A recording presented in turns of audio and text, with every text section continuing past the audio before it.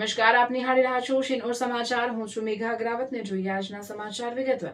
બોડેલી તાલુકા સહિત છોટાઉદેપુર જિલ્લાના વિવિધ વિસ્તારોમાં ઈદે મિલાદુન્નબીની ભવ્ય અને ઉત્સાહભેર ઉજવણી કરવામાં આવી હતી.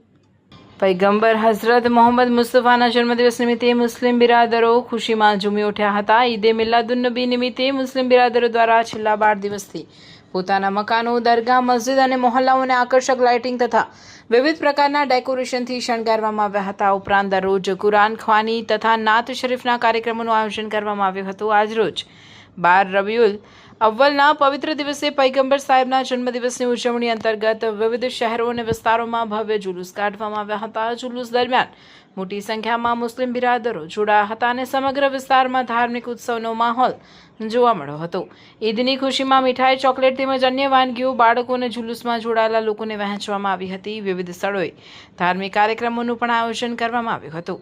આમ બોડેલી તાલુકા સહિત સમગ્ર છોટાઉદેપુર જિલ્લામાં મુસ્લિમ બિરાદરો દ્વારા ઈદે મિલાદુન્નબીની ઉજવણી ભાઈચારા, શાંતિ અને ધાર્મિક શ્રદ્ધાભેર કરવામાં આવી હતી.